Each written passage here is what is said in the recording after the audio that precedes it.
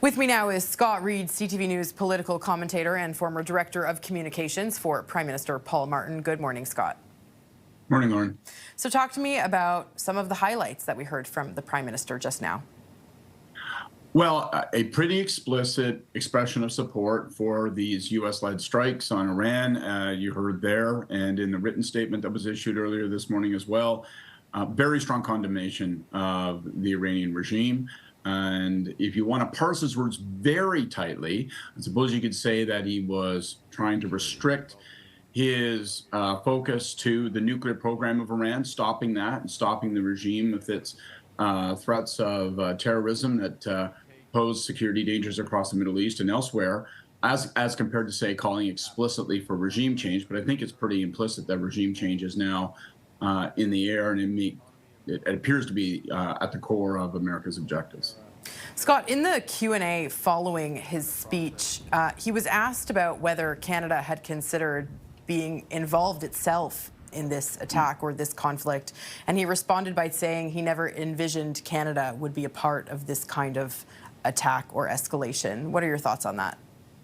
Yeah, I watched that. I do think that's what he said. I think possibly he was also allowing for the reality that Canada was not necessarily invited by the United States and Israel to participate, nor were other partners to the best of our knowledge. So I think really he was trying to strike a cautious note and eliminate any suggestion that this is going to result in Canadian troops being somehow part of this foray.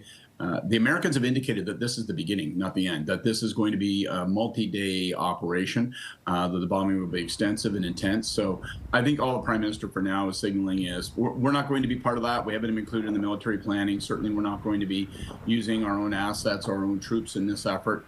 The big questions, of course, start to come with, well, what happens after? Let's assume, for example, there is regime change. How do you stabilize the Middle East? What comes after? We've seen American efforts to try to grow democracies or regimes to their favor in the Middle East before. It hasn't always gone particularly well. So what comes after that? Does that require international efforts, whether they're diplomatic or elsewhere or otherwise? Is Carney leaving room here to maybe become more critical of this escalation in the coming days or weeks, or do we think that he's going to stand by what the U.S. and Israel is doing in Iran?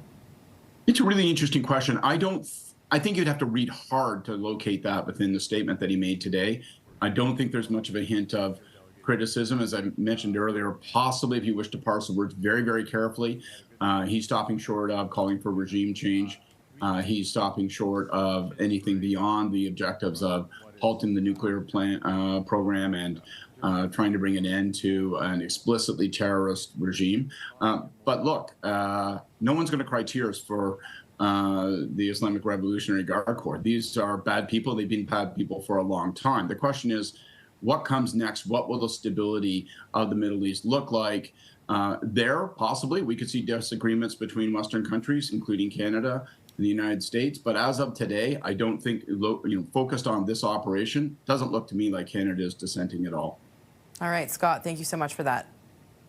Thank you. Scott Reid, CTV News political commentator and former director of communications for Prime Minister Paul Martin.